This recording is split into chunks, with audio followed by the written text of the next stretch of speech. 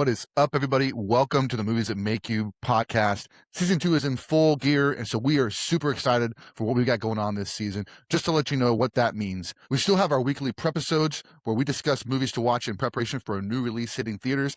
I got my buddy POPpaGoss on those each and every week. Those drop on Mondays at 6 a.m. Also, we have our Creators Conversations. This is where we're interviewing people from the business and beyond to discuss what they do to create and how they create their art. We will be releasing one of those interviews a month, so be on the lookout for that on YouTube. We're also doing our monthly watch-alongs where we pick a movie to watch. We live stream our conversation while we're watching the film on YouTube. This week, we are celebrating the franchise that brought POPpaGoss and I together, Scream. We're going to be discussing all 6 prior films in preparation for Scream 7 hitting theaters. We hope you also check out our website at moviesthatmakeyoupodcast.com. There you can see all of our social links. You can listen to the podcast. You can watch the podcast. We also have our merch store. You can find tons of merch for Movies That Make You and our friends. We also have a link to our letterbox where you can see all the movies that we watch in preparation for the new releases, but also the movies that make you laugh, the movies that make you cry, the movies that make you scream, and everything in between. So before we get to this week's episode, let's check out what we got coming up on the Movies That Make You podcast. This Friday, we've got a release of our interview with Mike Zara, director, writer-producer of Horrified, due to come out later this year. We asked him questions around his history in the business, had discussions around the making of this film, and all around just have a great conversation. So check that out on YouTube this Friday at 2 p.m. Next week, we're going to be preparing for The Bride. And in order to do that, we're going to be watching a bunch of Frankenstein stories, and we're bringing our good friend back to the show, Horror Cat Dad, as we discuss these classics. The week after that, we're going to be preparing for the Oscars by talking about the 10 nominees for Best Picture. We're going to be bringing my niece on the show. She is fascinated by Sinners and other films that released this year. So we're looking forward to having that conversation as we prepare to see which movies get the golden statue. Then on that Sunday, March 15th, join Josh and I on YouTube as we do our live watch-along of the Oscars.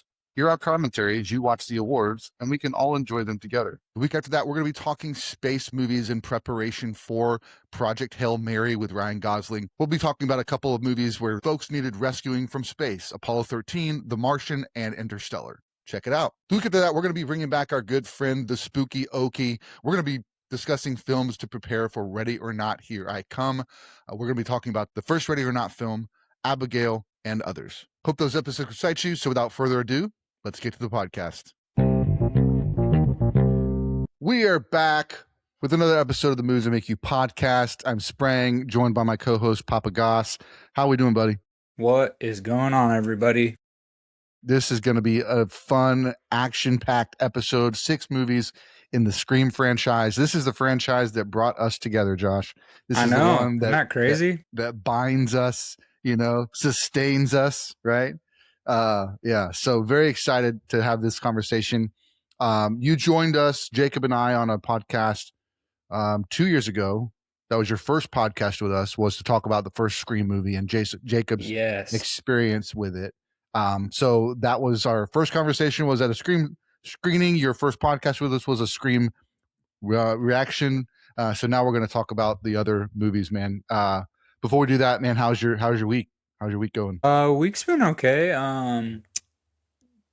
My wife's been off and on, not feeling well, and then she's feeling better, but she lost her voice from the sickness, so she's kind of hoarse right now. But yeah, we had a fun day. Saturday? Yeah, Saturday we went to the zoo. We have a really nice zoo here, and we got discounted tickets because she's a nurse, so they have like a special going right now. They do it every year, but I think you get like pretty huge discount. I think you get like 60% off tickets or something like that. So we went to the zoo. It was kind of gloomy. We got there in the morning and there wasn't a lot of people, which is very rarely that happens. So we enjoyed the zoo. Yeah, we just kind of had like a family day. We haven't got to do that in a while. And then the weather's been getting a little bit nicer. It's been in like the 60s and stuff, so pretty nice in the morning and afternoon at least.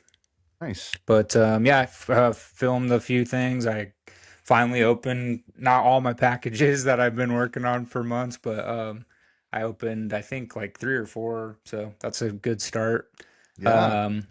Still editing a couple shorts. Got to get those ready to put out. I have a thrifting short that I need one more shot because I think in my head it'll look really funny. I hope it turns Yes. out well, just because of what was set up for the joke. But yeah, I just need to film that one last little like couple second clip and then put that together. So I'll put that out and then yeah, just kind of hanging out, trying to watch movies and stuff. Especially for the Oscar one coming up, just because I'm really behind on the Best Picture. So just trying Yeah. to get caught up on those. I've seen a few of them so far, but I still got a ways to go. So just trying to get caught up. Very good. Very good. Yeah, we just had a really good trip to Nashville. We're recording this on a Monday. This episode's going to drop this coming Monday. So yeah, we had a good trip. It was exciting, and we actually went to the zoo in Nashville on Saturday. So Heck yeah. couple of animal lovers over here. Yeah, man. The zoo's always fun, even like it sucks when the animals aren't all out, but like it's still fun to just like kind of walk around. I Mhm, got a lot of exercise that when we went the other day because Lennon wanted to be picked up like the last half of the walk and mhm. he wanted to like be on my shoulders, so my shoulders Yeah. were screaming, no pun intended. I was like, Nice. "Oh, my back, my Yeah. spine." But it was fun. That's good. That's Yeah, good. he had a good time, yeah. That's great. Yeah, we had a good time. And we went out to this really fancy dinner last night that was just bonkers good. Mm. So found out that a friend of mine that I grew up with, I'd say grew up with, like from my 5th grade on. He was a guy that went to our church, and he was actually the assistant general manager of the restaurant. And so Wow. he came by the table and hooked us up like bonkers, bonkers. So it was so tasty, and yummy. So Harper's, check out Harper's in Nashville. If you're in Nashville, it is a great restaurant. It is pricey, but it's well worth the experience. It was a nice little treat that my friend was going to take Kristen and I out, and then it became a bigger treat when our friend was there and kind of Heck put yeah, icing on the man. cake. So good stuff, fun times. I love a good restaurant. Yeah. And then our trip back today was fairly uneventful, so that was nice to not have big, like, Good. No delays or delays or anything like anything. that. Yeah, so Good. that was good. But definitely this is a fun episode. I'm excited to talk about these movies. Heck yeah, man. As we've talked about, as we shared on the podcast, we met at a Scream showing, back in 2024. It was, it was there for Frightmare, Texas Frightmare that year. They had to postpone the showing from Thursday night to Sunday night due to flights and weather and all that stuff. And so we ended up hanging out in the bar, chatting it up. And then I was like, "Oh, I got a podcast. You want to come, be on the episode? Yeah, sure. That'd be great." And then, the rest is history. Joined me for Yeah. like, good. Well, I was gonna say another crazy thing. I remembered after we met was I I drove down from Oklahoma City that Thursday night by myself, and then Jess and Lennon came the next Mm-hmm. day because we had weekend passes. And I remember I got to the Alamo Draft House like maybe I don't know 30, 45 minutes before the showing, maybe an hour, I can't remember. And I remember because like I was in the lobby because I was like, oh well, I'm already down here, and I don't know what else to do. Maybe hang out with some friends that are down here already. And I remember just standing there. And then after we met on Sunday that weekend, I remember seeing you and Jacob like getting there to find out that it was postponed. So it was a little bit of Yeah. foreshadowing. Like I saw Yeah. you, I was like looking at you guys at the counter getting told. And then flash forward to Sunday, and it's just Yeah. the three of us at the Alamo Draft House, just chilling. Like it's crazy. Like Yeah. I think about that quite, especially now that we're going full time. I Mm-hmm. just think about how nuts, like, because I almost didn't stick around for I was gonna just they said, "Do you want a refund?" and all this, and we had the whole long weekend of being there, and Jess was gonna take London. She drove separate, thankfully, but she was gonna just head back, and I was like, "Well, I should just head back," and she's like, "Well, I think you should stay and hang out with my buddy Steve and his brother Lou were down there from Denver, and they've gone the last 3 years, so hopefully I think they'll go again this year. So you can meet them, but they didn't have tickets to the screening, so they were gonna head back to get some sleep and then get up early to drive all the way back to Colorado. So it's just crazy. Like, I Mm-hmm. mean, there was a little small glimmer of like I was like I probably should just be responsible and drive 3 hours home and whatever, Never. but I stuck it out and I mean, I just Yeah. remember getting into the screening finally and yeah, just watching it, and then I mean, it was late when I left. I mean, it was almost midnight by the time I hit the Mm-hmm. road, so I got Yeah. home here at like 3 a.m. But well worth it because I mean, if I wouldn't have stuck around, I mean, who knows? We might not have even met. Yeah. Yeah, for sure. And it's a good movie series. Like I said, it's excited to talk about it.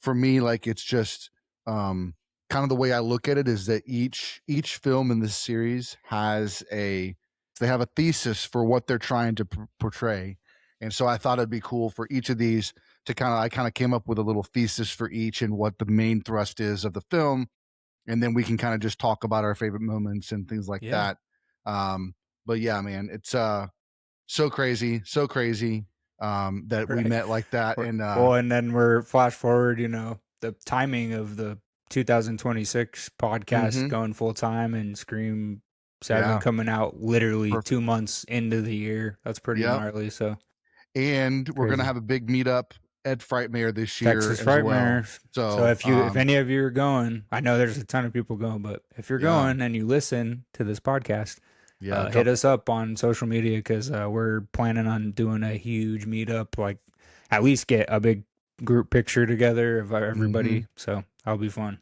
And the Tuesday before Frightmare, we're gonna be doing a live stream. We got Laser Wagon, his buddy, Horror Cat Dad, um, Heck yeah! Spooky Okie, a horror green book, at least, and POPpaGoss and I. So that's at least. We might have others that show up, but we're gonna do a big live stream, just as kind Nice. of like a Texas Frightmare prep live stream, just talking about what we're excited for, what That'll we've be liked cool. in years past, things like that. So, and then of course the meetup, and that's just the people that we know of that we're Right. going to stream with, and then there's all that everybody's got their friends and their friends and their friends, and we're all going to just try and hang out at Texas Frightmare this year. So be on the lookout for more information on that as we get closer.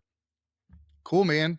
Well, like I said, I feel like each of these Scream films has a thesis that it's trying to tell us.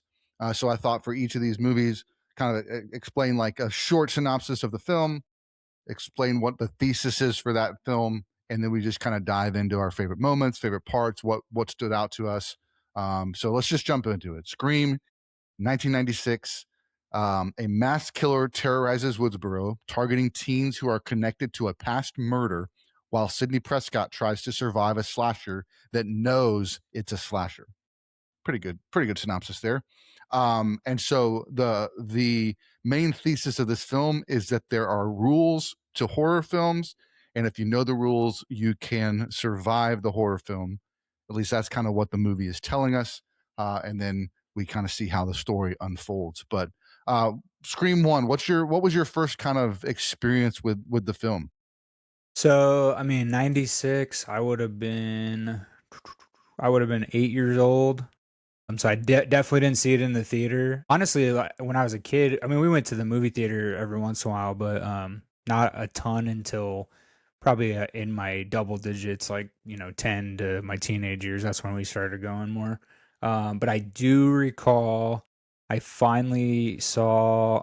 I want to say I was a teenager at least, like maybe just a few years later after it came out. So I was just getting into my teenage years, and I think a friend of mine had like a Halloween party or had something and they had rented the VHS from like Blockbuster or something. And back then I'd only seen a couple of horror movies at a young age, like The Shining, and it was mostly the edited version anyway. And then Mm-hmm. like Halloween 1978, my cousin who loves Halloween showed it to me when I was probably about like 10 to 12 in that range. But but yeah, I just remember watching it at that party, and the friends were all kind of like talking during it and stuff. But I just remember like visually, it was just I had never seen a movie let alone a horror movie that looked like that. And I loved Drew Barrymore at the time. Like I was a huge diehard Drew. Like I wrote her. I remember I wrote her a fan back in the day in elementary school. I don't know if they still do these at the book fair, but you used to be able to get like address books for like fan clubs for Mm-hmm. like celebrities and athletes and stuff. So I bought a couple of those, and Drew was in one of those books that I bought when I was a kid. E.T. was one of my all-time favorite movies. It still is, Mm-hmm. and obviously that was like her first role ever. And then I just watched. I loved like Charlie's Angels, like the first one. I thought was so much fun Mm-hmm. when it first came out. Um, and so I was a huge Drew Barrymore fan. So like that opening scene, and I mean, I still to this day, I've said it before. I think it's one of the best openers to a film ever. Um, and it's so vital to the movie's success because I actually was recently listening to, I don't know whose podcast it was, but Skeet Ulrich was on there, and he said the producers actually were about to scrap the movie, and they shot Drew's stuff first, like they shot it in order, and Mm-hmm. they shot her stuff first, and I guess the studio was like, yeah, we just don't get it. Like we don't understand. Like they saw bits and pieces of the everything but the opening scene, and so um, Wes and the producers like rushed over. They edited and got the opening scene added in, and they rushed it over to the studio. And then they were like, "Oh, okay, we now this makes sense." So then they Mm-hmm. did it, and Drew took a big leap too because she was originally supposed to be Sydney, Mm-hmm. and she turned that role down because she said she thought it would be a way better idea if spoiler if you haven't seen Scream by now. Drew dies in the opening scene, and it's very epic, but that was all her decision. Like she said, Mm-hmm. Wes, write this in, because she was actually at the time, none of the people who are stars now from the franchise were big names at all. Like Nev was kind of getting big on like TV.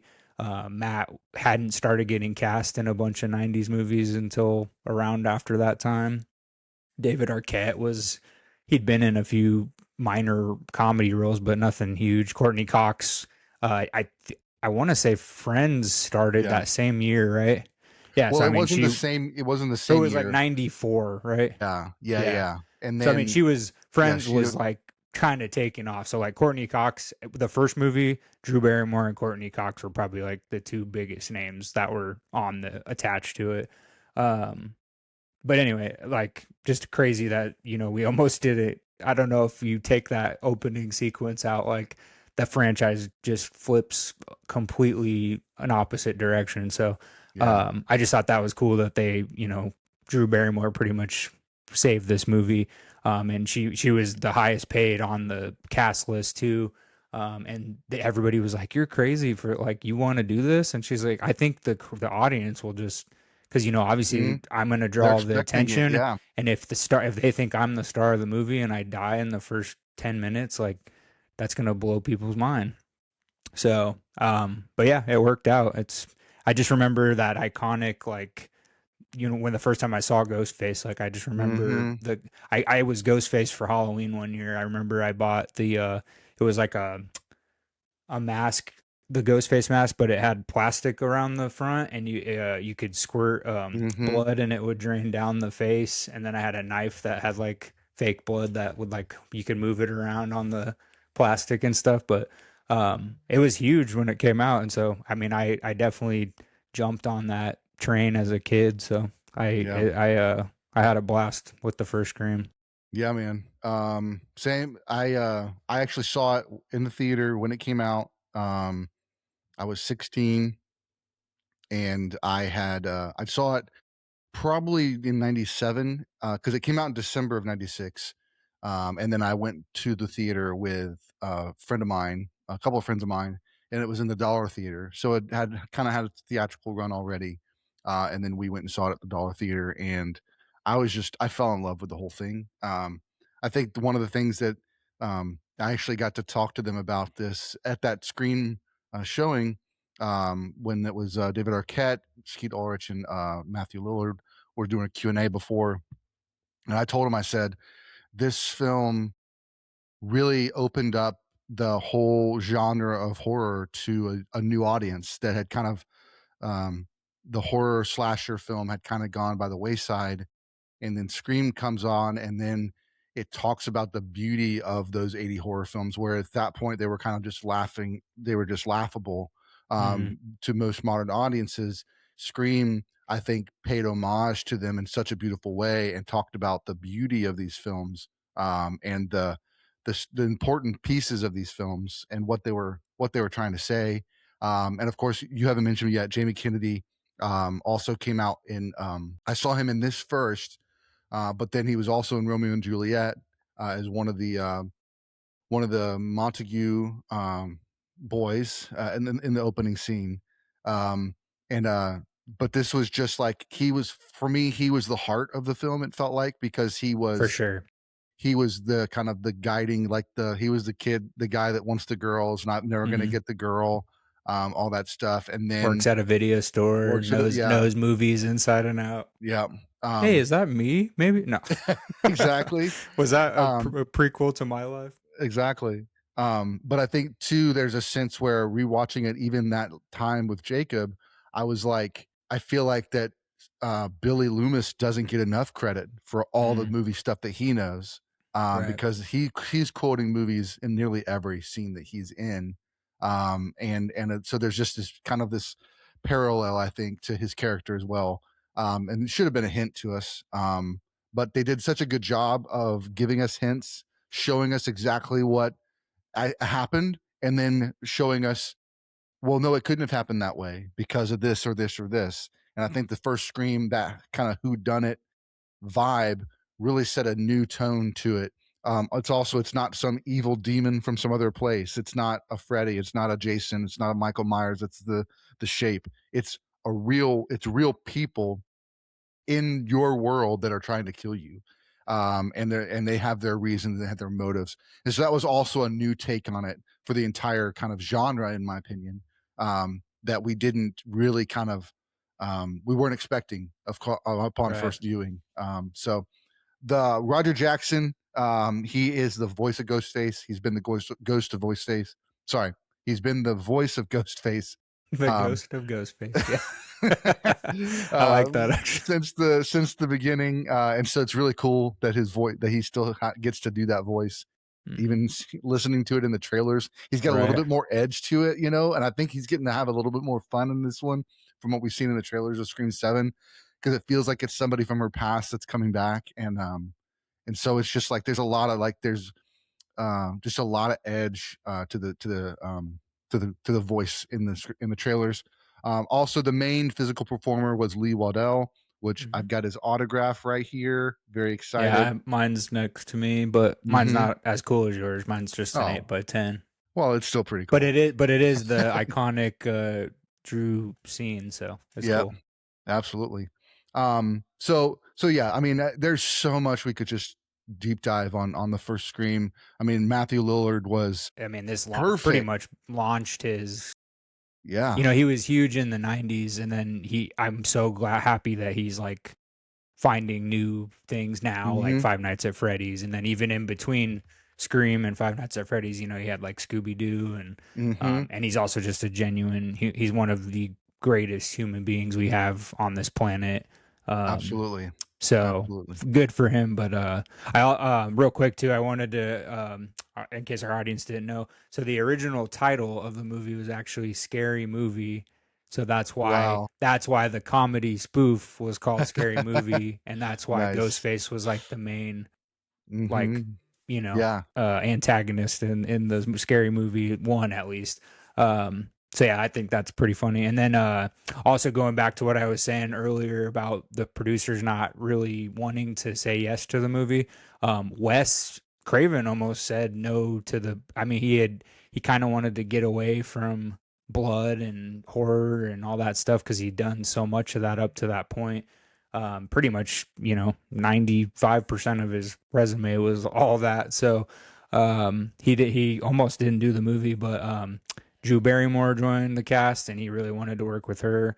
And then Mhm. I read a story that a young kid, like I don't know, 9 or 10-year-old told him he saw him at an event or something, or he walked by him and he told him, what did he tell him? That he said he was like going too soft or something at the time. And Mm. he hadn't done Scream yet. So that kind of motivated Wes to be like, you know what? I want to return to my Nightmare on Elm Street, like glory days, like Hmm. Last House on the Left. I want to do some cool stuff. So, um, and then to go along with that, even the movie almost reached NC-17 rating, and then they had to get it down, and it went through.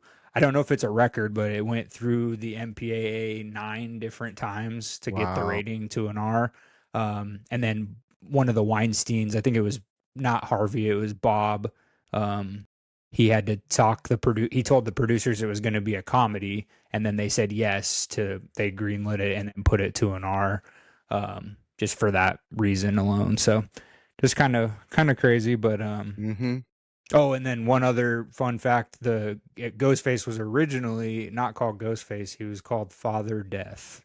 That was what the Okay. character name was going to be called. So Interesting. I'm glad they very, and landed not where not they. as sexy as Ghostface, but I know exactly. Um, Father uh, Death. yeah. I think one of the other things that stands out to me of this is written by Kevin Williamson, who was at the time really big because of Dawson's Creek.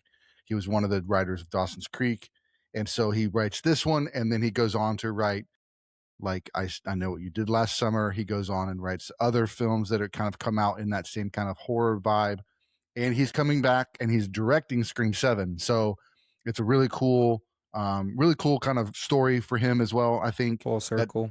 yeah, something that he wrote is still like kind of grabbing audience's attention, and he gets to take the director's chair, so should be exciting.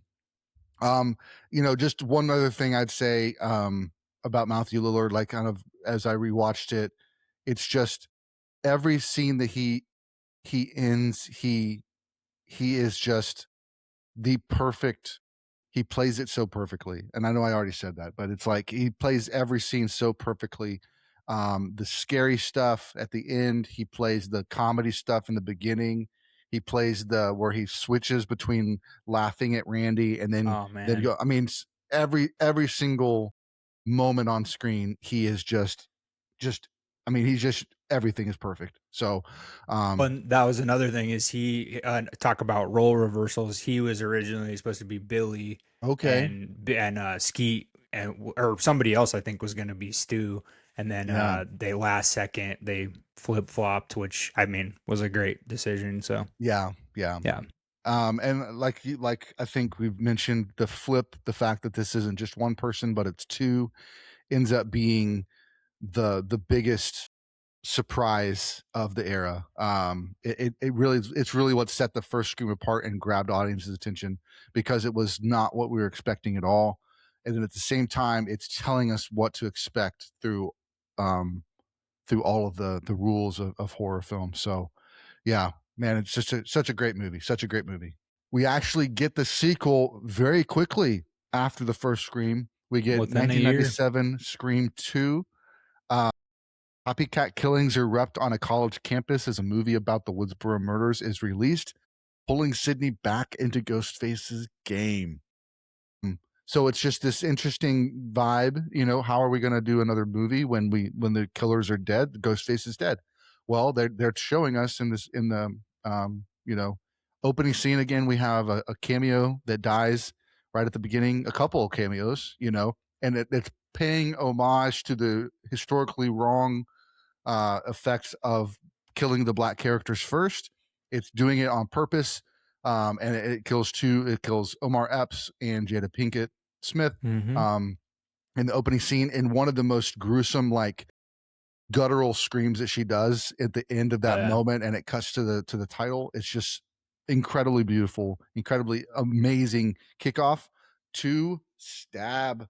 nice. So I think that's the thing that just from this point forward that I don't think anybody was expecting, but it in the first movie it's playing and kind of somewhat deconstructing the 80s slasher film, and then from Scream 2 on it's doing that plus deconstructing itself over and over and over again. And I just think that's so clever. And sometimes it hits better than others, but I just have to say in the second one, the I was in the theater, I went to the theater and saw this one with a bunch of friends as well, and just had such a blast. We actually had, after the opening title sequence, when it cuts to, and Sydney's in college and she's answering the phone and she's got caller ID, so she knows who the person is that's calling her. A ghost face ran out in our theater, that was a staff person, and ran through the thing, and like everybody screamed and all this stuff too. I don't think they do that today, but they did it. They did it then. So I think this is a really, really amazing sequel. I think it does a great job of kind of taking what we did in the first movie and flipping it on its head a little bit, with the fact that we've got Jamie Kennedy. Randy is one of the most shocking kills, I think, in the entire series, until maybe Scream 5. That one's probably pretty shocking too. But that scene right there is one of my favorite Scream moments, is the scene where Randy's talking to the ghost face on the phone, and then he ends up getting pulled into the news van. It was just like so out of nowhere, such a surprise to have our main killer, the one, or our main character, who's the one that knows all the rules. He's the one that's now has been killed. So pretty powerful. So I'd say that the main thesis of this movie is that sequels escalate everything: higher body counts, more spectacle. But they could risk losing what made the original so great. And I think you think about the scene in the film class with Randy and all the other folks, Joshua Jackson, who we talked about recently, and oh man, I keep on thinking Mickey, because that's what his name is in the Timothy Olyphant. Timothy Olyphant, introduced to Timothy Olyphant in that one as well, in that scene. And they're arguing over when sequels have surpassed their original. So really fun kind of play on what is a sequel. Can it be as good as the first? All that stuff. And then we get to see more backstory kind of get unfolded as we get to see the reveal of who Ghostface is in this one. How about you? What's your thoughts? Scream 2. Yes. Going back through and rewatching all these again, I still think of all the sequels. I think Scream 2 is my favorite, just because, the young rising stars that are in it. It has some really awesome, just the dialogue is great. It plays really well off of the first one, but also bringing fresh new ideas to the second one. Just some cool fun scenes, like the police car scene when Nev and I forget the character's name, Haley, I think, or Haley, whatever her name is. Yeah, so they're trying to get out of the police car, and Ghostface is in the police car. And it's just a really awesome scene. I like all the campus, like just thinking of going to a college campus and being chased by someone like through a big, wide open college campus is just insane to think about. So, some of those scenes were really fun. I agree with you too on the Jamie Kennedy. That scene's really great. Also, I think having Laurie Metcalf in this movie as like a darker role, like, is just so out of left field, because we all grew up with her on TV, and she, we would never think of her in like a horror movie like that. So, I think her being in the movie and the role that she plays, is crazy. So, I really enjoyed that. But yeah, it's just a great sequel, and of course, like introducing the stab stuff into it, making it meta, and like just a film inside of a film. It's crazy. So I love all that stuff, but I think that really helped early on. I think it was a good idea to bring stab into it that early in a sequel, just because I think the stab portion of it has been very like pivotal for why the franchise has done so well. I mean, it's pretty solid franchise as a whole. Like, not a lot of horror franchises can hold up like this for that extended period of time. Like, they have ones here and there that are great, but I feel like Scream, even like the spin-offs, like the TV show and stuff, even though it has not a lot to do with the movies, It's really well done. So, Yeah, yeah. um, I just think, yeah, it's a great sequel and awesome to see. Like going back to rewatch it and seeing all these young faces that you're like, dang, Mm-hmm. they're huge now. Like this, Yeah. yeah, it's kind of like when we did our Predators. That like when Predators with I mean, everybody was in that, Walton Mm-hmm. Goggins, and it was kind of like that moment. I was like, Mm-hmm. dang, Jada Pinkett Smith and Omar Epps, and Mm-hmm. also I Sarah can't Michelle watch that. Gellar. I can't watch that opening scene in Scream 2 without thinking of Scary Movie when they go to they do the same Yeah. scene at the movie theater. Yeah. Just as a whole, just because it's Yeah. so absurd, So absurd. it makes me laugh. But Uh, yeah, and Scream 2 is a great one. speaking of, you got a Scary Movie 5, I think, is it? That's Or coming out this, or Scary 6 Movie is 6. coming out this year But too. it'll be So, the third one with the Wayans brothers because they left for a long time. mm-hmm. Actually, technically, it was stolen from them, and then they walked away, and then they just got the rights back. So I'm Yeah, excited for that one. me too. Yeah. Couple other things I mentioned. Sarah Michelle Gellar is in it as Cece. Joshua Jackson, we mentioned. Timothy Oliphant is in it. Jerry O'Connell, Oh, another like Jerry O'Connell. 90s dude. And then Rebecca Kevin Hart. Williamson's in it as a Cotton's Yeah, interviewer. yes, That that's one right. scene. And Liev Schreiber, which I think is so great and wild to think of that they filmed the first one. He is Cotton Weaver in the first film as they're walking him out of the house arrested. That's the only shot in the first film, is seeing that shot. And then he's back in the second one and he's got a more prominent role, and he's trying to make his name better, because since he didn't kill Sydney's mom, because we saw who killed Sydney's mom in the first at the end of the first Scream movie, he's trying to kind of get his name right, and so that just plays really well. He does that so well. This was my first time being introduced to him, and so I think he just did great. One other person of note, Heather Graham plays Right. Casey in the Stab movie while they're watching it on the screen, which is just another great kind of just little cameo type level of a cameo of a role that There's also that's another person who was like really big. Like, Lillard was big in the 90s. He was in all these like teen comedies and stuff. And then Heather Graham's another person who was just like, I mean, for 10 years straight, she was in everything.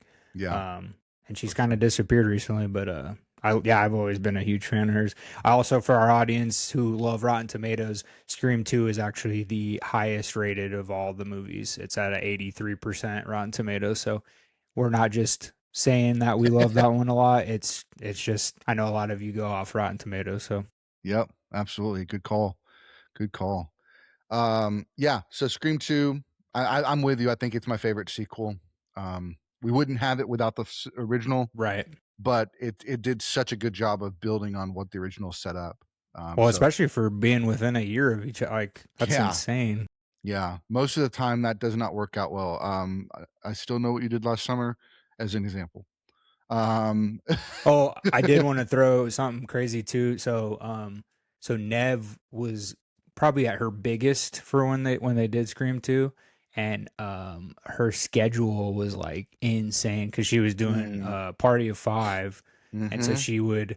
she would film what days she would film. Well, actually, they had three actresses that were all doing huge TV shows at the time. They had Courtney Cox was on, I think, season 4 of Friends. Sarah Michelle Gellar was still doing Buffy, which was pretty big Mm-hmm. at the time. And then Jerry O'Connell was on a show as well, but I can't remember off the top of my head. But Nev's schedule, she would shoot Monday, Tuesday during the day, all day for Party of Five. And then Wednesday through Sunday, she would have to do Scream 2 night shoots. So Sunday she'd work all night till 6 a.m., go home, shower, wash off the fake blood, and then she'd go to Party of Five without sleeping, like with no sleep. So, Wow. and so I mean, shoots normally last anywhere from like 1 to 2 months, unless they're like extravagant sets. Then Mm-hmm. you have to do like 3 4 months, whatever.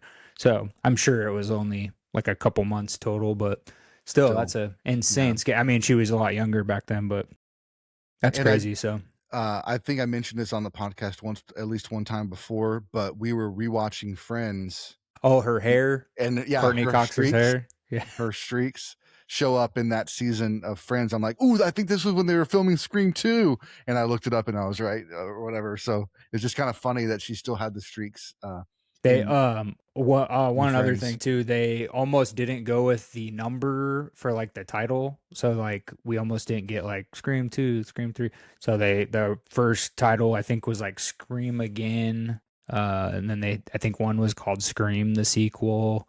So I think they were just kind of role playing with like Yeah. titles that you would see in horror franchises, but I'm glad hmm they went with the number system. So Yeah, I am too. It kind of just helps kind of keep it solid. It's going to be playing in the genre right. with all the things. So, Well, plus it's easier to promote. You don't hmm have to yeah, put 30 words on a title. So yeah, very nice. Yeah, I think that's all I got for Scream 2. yeah, I So think we great. covered the bases. We get to Scream 3. This one comes out in 2000. So I was in college at the time. Murders unfold on the set of Stab 3, revealing buried Hollywood secrets tied to Sydney's family history. The main thesis I have for Scream 3 is that the final chapter of a trilogy retcons some of the past to expose a deeper, often messier backstory. The trilogy is what they're trying to talk about, the horror trilogy, but it doesn't necessarily work for fans of the franchise. Cool. So I think why don't you take it away on this one? Yeah, Scream 3. So I have to admit, when I first saw it, when it first came out, I just remember not finding it as interesting, or I might maybe I just like it went over my head when it came out, because there maybe was too much coming out at the in the early 2000s. Like it was a crazy time in U.S. history, and then I mean the movies were coming out left and right. That's like huge blockbusters were coming out, and Mhm. superhero movies were starting to get made. So I think it was just like overstimulation, and I kind of just put Scream 3 to the back of my head. But going back and like rewatching these movies, I actually like have a lot more appreciation for Scream 3, I think, after rewatching it recently.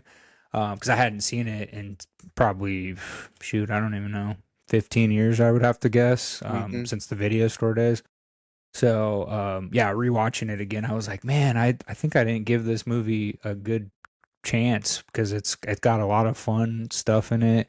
The dialogue's pretty fun. I mean, it has its cheesy parts and stuff, and it's definitely the lowest rated of all the movies. I can't remember what its Rotten Tomato was. I think it was like 40. I have it here somewhere. 45%. So it's the lowest of the franchise so far. Mhm. But but yeah, rewatching it, I definitely appreciate it more. Yeah. I think if you're just now watching the Scream franchise, like it's a good time to just go back and rewatch them all, especially in order. And I think the newer crowds, like the younger kids that are watching Scream now, I think they will like Scream 3 a little bit more than we maybe gave it credit for back in the day.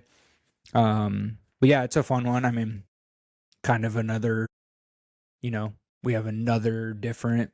I mean, we're always changing who's the killer, and that's Mhm. kind of like a fun who done it, and there's clues along the way, but you sometimes don't. It's not who you think it is, and Mhm. sometimes you're spot on, but there's little twists and turns.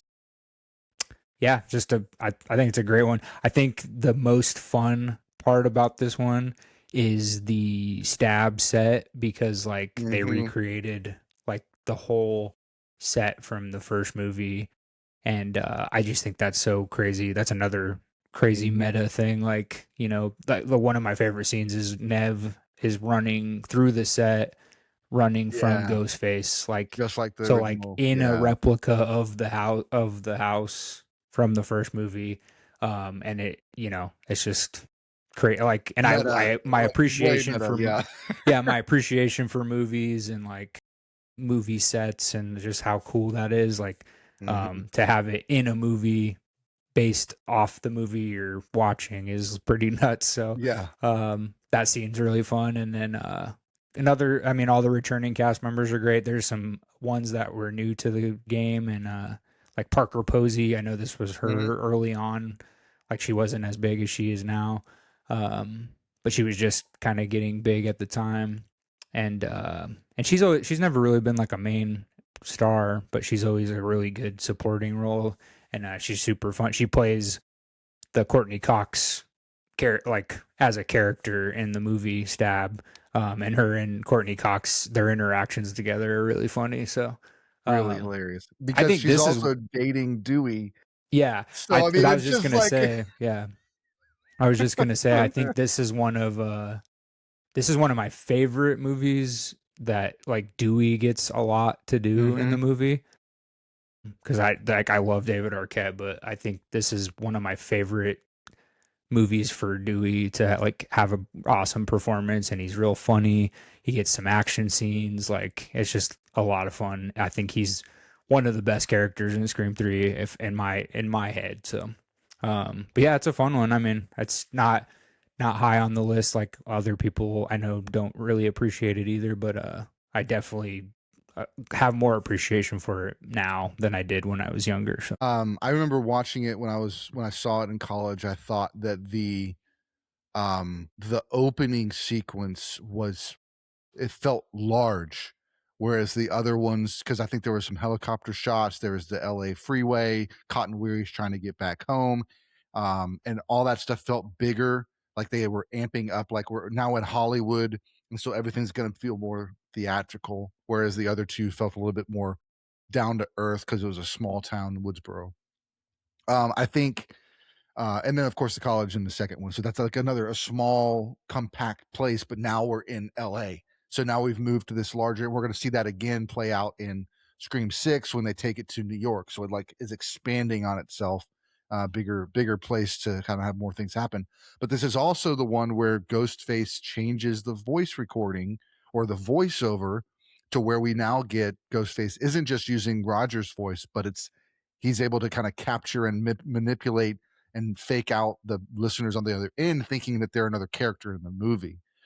So it's his girl. He gets a call from his girlfriend in the opening scene, and he has to get home because he thinks that she's in trouble. And then he switches to the Ghostface voice, and he's like, "Oh no, I've been talking to Ghostface this whole time." So that was a cool flip that they did in the opening scene of this one, and then to kill Cotton Weary in the opening scene with that wonderful, beautiful white sweater with him looking all buff, and I was like, "This is really cool." This really gave him a chance to kind of that opening scene's really awesome too. yeah. So And Pat, we forgot to talk about Patrick Dempsey's in this one too. yes, yeah. And I read a fun fact. He actually didn't get hired until a day before they started shooting. So Wow. he learned all his dialogue in one night, and then they started shooting, which is great. I mean, he doesn't have Yeah. a ton of scenes, but like he's got a couple of scenes that he has a lot of dialogue. So it's pretty crazy.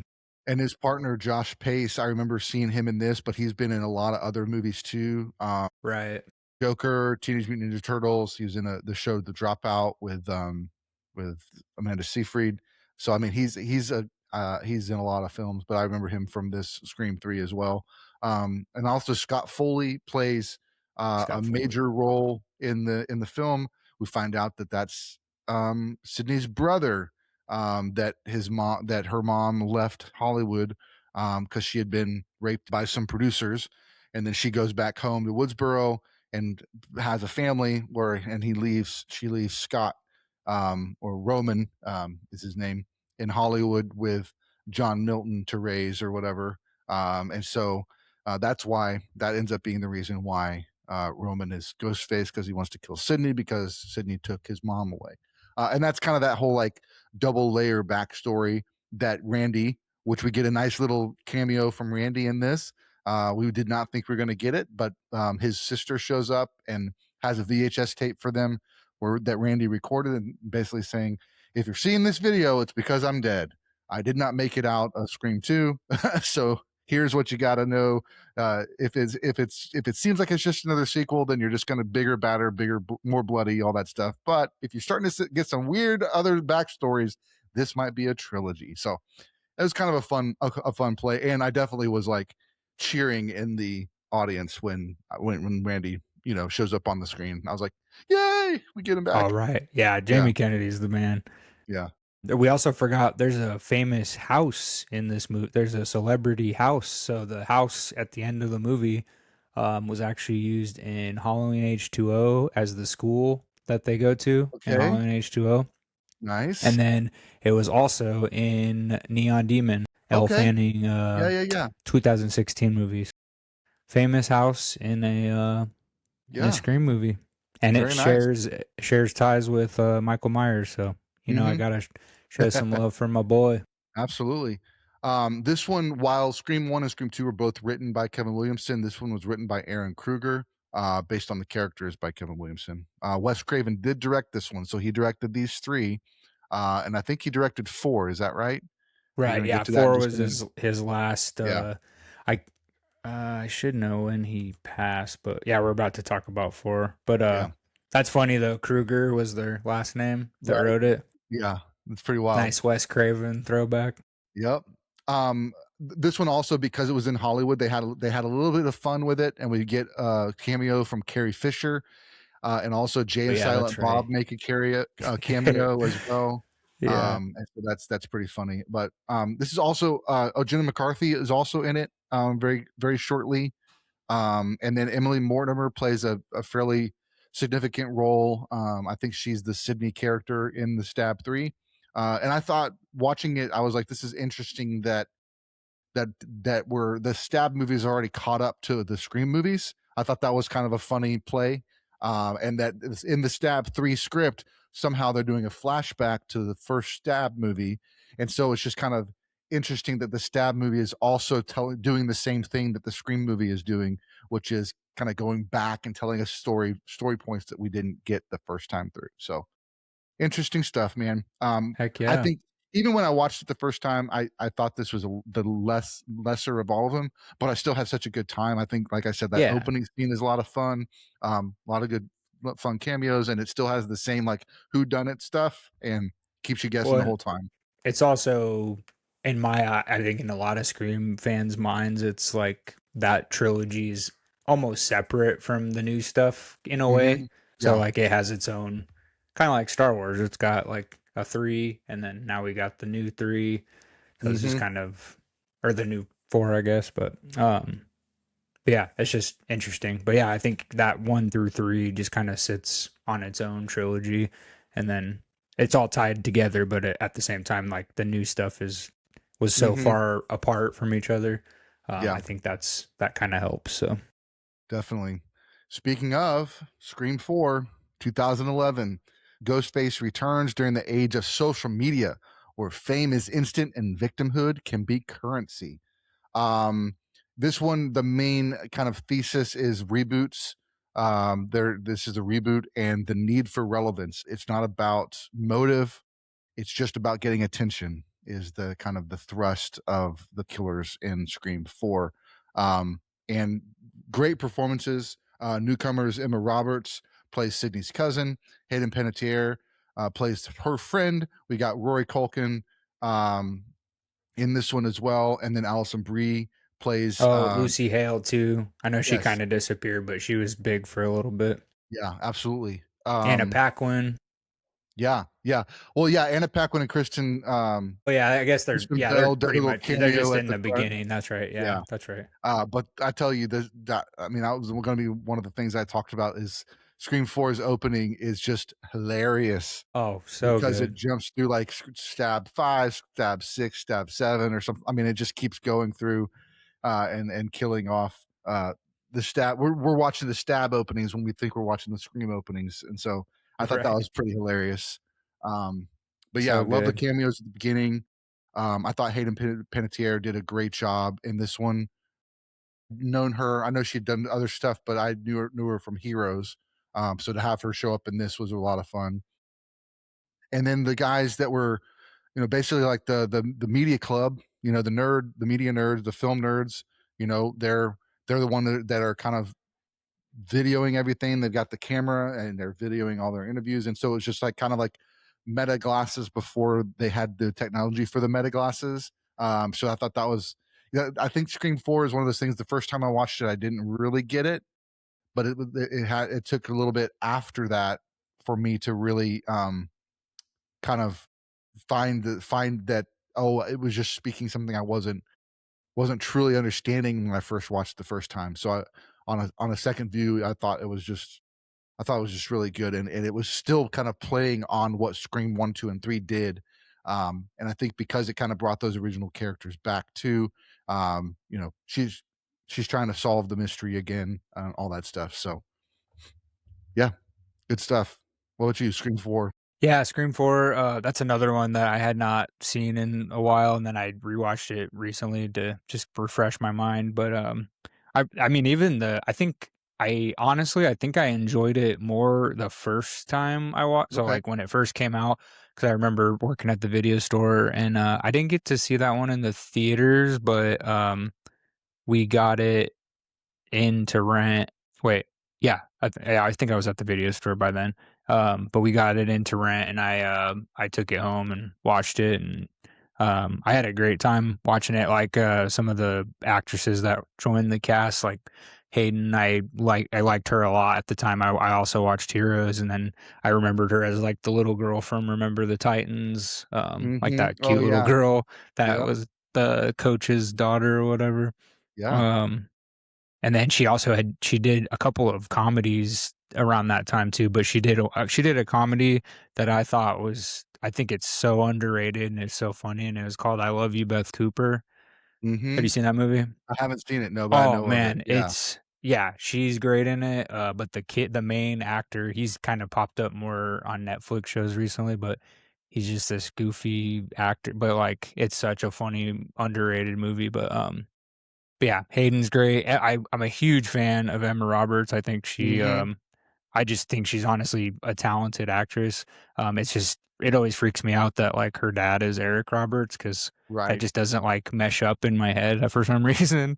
And then her aunt is obviously Julia Roberts, which is crazy. So, Yeah. um, but yeah, it's a fun one. I mean, it kind of it has a lot of cool um I guess like introductions to new ways of doing things, but I think the thing I appreciate the most out of it is that it was technically like Wes's last one of his last movies that he ever did. He didn't pass away until 2015, but definitely the last like big horror movie that he did before he passed. Yeah. So I think that's awesome. We got one more Scream movie before he passed. So Mhm. I'll always appreciate Scream 4 regardless of the movie as a whole. But it's got some fun stuff, and obviously they brought back most of the original like writers and Mhm. producers and everything. So um, or at least they kept a lot of that intact, which is good. So it's fun. I do like the twist. Like who the killer is, and I thought that was really great. There's a really awesome scene. I won't spoil it for anybody who hasn't seen it by now, but there's a really awesome scene with involving Nev Campbell, but it's really cool towards the end. So you got to watch it if you haven't. So, but yeah, Scream 4 is fun. Yeah, I wanted to mention too, Anthony Anderson and Adam Brody have a really funny, Mm, conversation in the I cop forgot. car, and Yeah, I forgot they're in a that. little Yeah. bit more than a cameo, but it's still kind of a very small part, but I think those are some funny guys, and of course, Adam Brody, I think, made his name on OC. Anthony Anderson, he's been on, so many different shows, and movies, but I remember him from a movie called, I'm sorry, a show called The Shield, where he played, a big time drug dealer that they're trying to take down. But yeah, but he also plays a lot of comedic roles too. So Rory Culkin, the Culkin brothers, kind of, or Culkin family, kind of making their name in all the different areas too.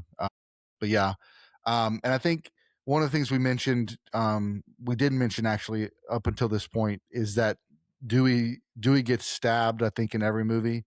We think he's dead in the first one.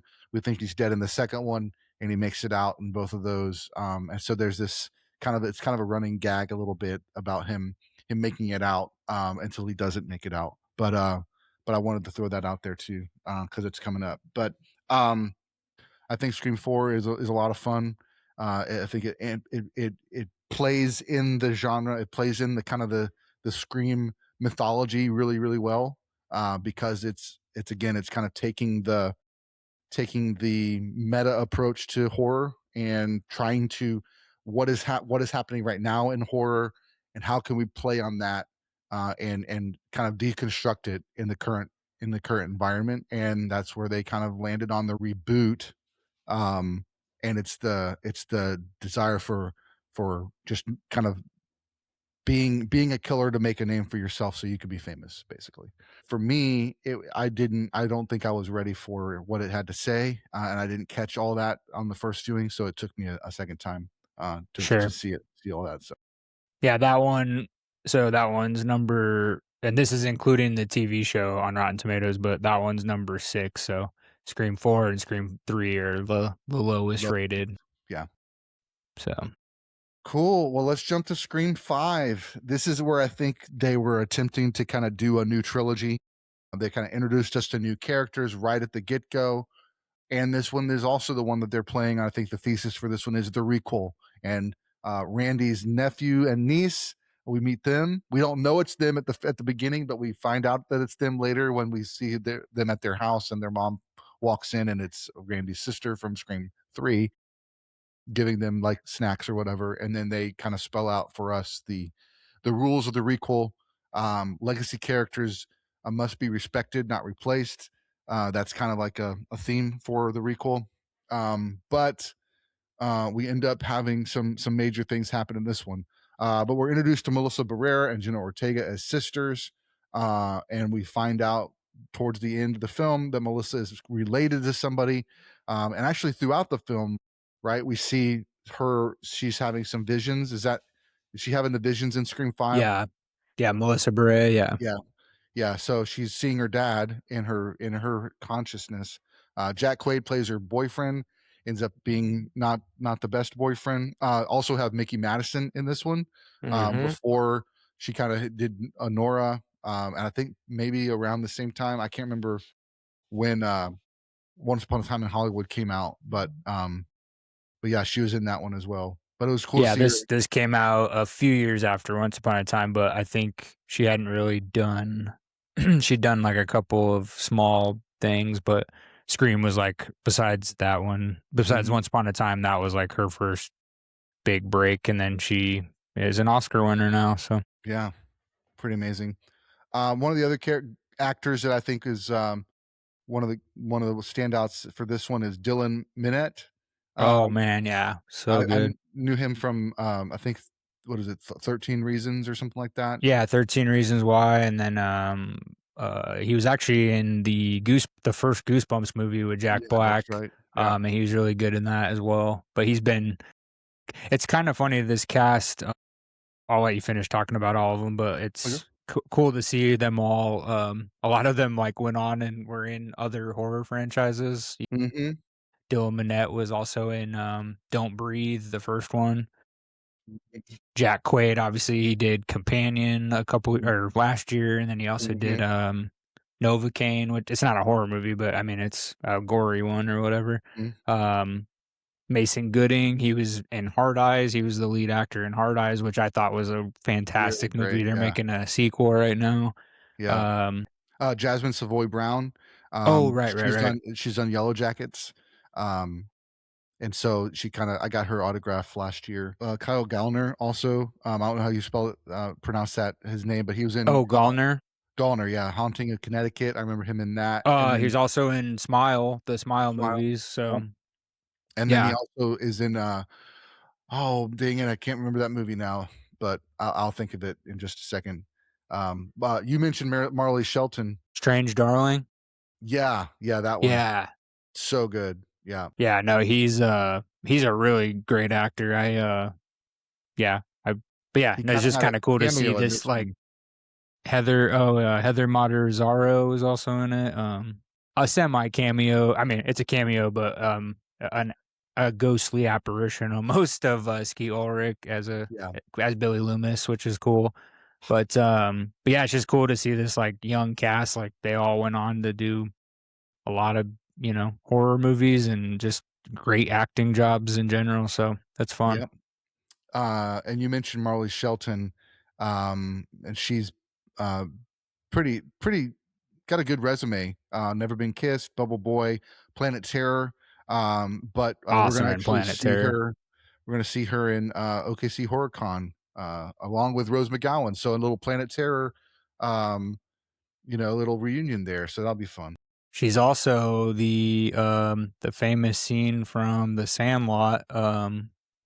Okay, was she She's the the lifeguard? lifeguard who he Nice. tricks Squints tricks her Yeah. into saving him so he No, can no, make out yeah. with her. Yeah. They That's so actually funny. Funko released they put a 2-pack out and it's Squints and her as a Funko Pop from The That's Sandlot. amazing. Yeah. Yeah. Um, kind of the closing scenes of this one, I am gonna spoil it, because we have to. I Um, think if you haven't seen it and you're watching this episode, yeah. then that's kind of silly. So Yeah. But Dewey ends up biting the bullet, or the knife, I guess you'd say. He's trying to protect Sam and her sister from getting killed by Ghostface, and he ends up getting killed for real, it seems, this time. And I remember seeing Matthew Lillard and Skeet Ulrich and David Arquette was there, but they were arguing with everybody about how that was a dumb move on the writers, that yeah, you can't kill the OG3. right. So I know fans were sad about that, but I think that also kind of plays on the trying to give them something that you're not expecting. So you kind of have to, at some point, you got to say goodbye to some of those characters. But I don't, you know, they did it, so we have to see where it goes from Yeah, here. But for sure. cool. Any other standouts from Scream 5? I don't. Yeah, I can't think. I think it's cool that I mean you already talked about like the like social media aspect of it, but I think it is cool. It's almost like the old trilogy, but like modernized. So I mean, Okay. instead of having those old big brick phones, you got touchscreen cell phones, and everybody can get on social media and contact everyone. So Mhm. I thought that whole aspect of it was kind of cool because they were trying to modernize it for a new audience, which that Yeah. was what was hip at the time. Also, Dylan Minnette, not only a great actor, but he is in a band called the Wallows, which is pretty big. So he's like Nice. tours the world, and it's pretty cool to see him. He kind of doesn't act anymore; he focuses on music, but really talented guy. But yeah, I liked seeing him in this one because I'm a big fan of his. Yeah, for sure. For sure. Well, cool. Well, let's jump to Scream 6. This is the most recent sequel that we saw. We were picking back up the story with Melissa Barrera and Jenna Ortega. They've now moved to New York, and they're going to college, or at least Jenna Ortega's character is going to college. Some of the other characters join us in New York. We get the brother and sister, Jasmine Savoy Brown, as we mentioned, and Mason Gooding are back. Jenna and Melissa, and this is kind of like that. They're trying to build this new trilogy, and this is the second one of that new trilogy. And I'd say that the main thrust of this one is that franchises don't end; they just escalate. Everything in this movie is a little bit higher, a little bit bigger, more theatrical in the kills than they were before. I think for me, like, we got Samara Weaving in there as the opening Hmm. kill, and that's a really fun thing to see her in. She's talking to somebody on the phone. We know as an audience this is probably Ghostface, but she doesn't know that, and so it's just kind of interesting. And then come to find out, the guy that killed her was just some random dude on that, like, just puts on the ghost. He and his Just a buddy are going to fan. start doing this, yeah, because they want to start killing people that they don't like, and just blame it on Ghostface. So pretty interesting there. And then he ends up biting it in the first scene as well. So kind of a double whammy on the opening kills in this one. Well, and it's Tony Revolori, who is pretty big. I mean, he was in, I think his first acting credit ever was Wes Anderson's Grand Budapest Hotel. He's the star, he's the lead actor in that. And then he's obviously in the new Spider Man franchise. Mm-hmm. with Tom Holland. So kind of Yeah, cool to see him in a horror role as well. absolutely. Absolutely. We get more flashbacks with Billy in this. We've got Dermot Mulroney playing the detective that's trying to solve it. Courtney Cox is back. Neff Campbell is back. Hayden Hayden Panettiere. Panettiere comes back, and they're trying to. And what they end up finding like that somebody's collecting all of this, memorabilia from all these murders, like basically having evidence, and like they kind of end up at the end in like a big display room with all of the kind of the paraphernalia from all over the Scream universe. And then they end up kind of the sisters get to survive and live to see another day. Um, but unfortunately, we don't get to see them in the next one. I think it's a really fun one. I mean, the anytime you can have a big landscape like New York City or Mm-hmm. even like Boston or something, like just those big cities. I just think it's so much fun. I've been to New York City a few times when I was younger, and I just have always been infatuated with that city. So whenever I see them use it in horror movies, especially, but even just movies in general, it's always really cool because you're like, oh, this. I mean, like I recognize stuff that I've been by or been to. Mm-hmm. Um, and yeah, just from like the opening sequence is really cool. It kind of sets you up, and they do something different. They like show you the killer, well, the first kill Mm-hmm. like right away, and you're Yeah. just like, damn, that was Wait, what? really quick. Like, Yeah. yeah, Yeah. first scene. Um, and then yeah, just as the movie goes on, I just think it's the chemistry between the young actors, like Jenna Ortega. This was right before she kind of took off with like Wednesday, and she was in a Mm-hmm. bunch of other stuff, but like I think her and Melissa as sisters is a really great dynamic, and Dermot Mulroney is really great in this movie. He gets some scenes where he really gets to like show his dramatic chops, and then the towards the end of the movie, like that whole sequence, like up in the, I guess it's the, I don't know, like a performing arts center or something. It's like an attic Mm-hmm. in like a performing arts center, but just to see all the like cool stuff from previous, like the real Scream stuff, like in like I don't know, like it's almost like it's a collection of movie stuff, but it's actually like the real props and costumes, and Mm-hmm. they even have like the TV for that fell on Stu from the first, like just so wild. So that whole scene is so fun, and I love that they brought Hayden back as well because I think she's a fun character. Mm-hmm. Um, but yeah, it's a good. I mean, I enjoyed it a lot more than I went into it anticipating, just because I'm like, well, the last one was pretty good, but like, how are they gonna, continue this, and Mm-hmm. will it veer off too far away from the actual like dedicated fans and what they want, or will it kind of stick to something new? It has a really awesome scene too, kind of close to towards that end scene as well. And you see two Ghostface, and they both wipe their blade at the same time. And like most fans Mm-hmm. that you talk to, they say that's like I mean, it gives everybody chills because the Ghostface fans are like, "Oh, that's the coolest thing ever." Like they Mm-hmm. do it simultaneously, like in sync with each other. Yeah, it's just a fun one. I mean, there's some cool twists. You get there's just some awesome scenes, like all the apartment scenes.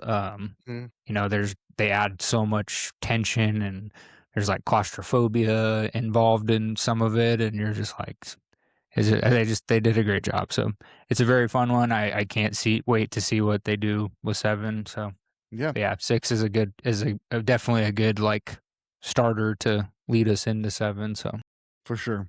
For sure. Well, cool. So yeah, there you go, man. There's our discussion about Scream 1 through 6. And hope you guys are planning to go see Scream 7. I've got my tickets already Thursday night in the I IMAX. technically have mine as well. Nice. So And we are. also, early numbers are pretty good. So get out Mm-hmm. to the cinema. I think it's going to do really well. I think the early reports say that the pre-sales sold anywhere between 5 and 7 million already, which is Mm-hmm. pretty huge. And they're expecting a $55 million opening weekend. So I Okay. hope, I hope it does that and more because we need the theaters to last. So everybody go see Scream Set. We need a big blockbuster. So That's right. That's right. Well, very cool. Thanks, Josh, for joining me. for sure, buddy. And thanks, everybody, for listening. We'll catch you next time. Thanks so much for listening to the podcast. We hope you enjoyed this episode. Don't forget to jump over to our website, moviesthatmakeyoupodcast.com, see all of our links. Follow us on Instagram so you never miss an episode, a live stream, or an interview. And until next time, keep watching movies.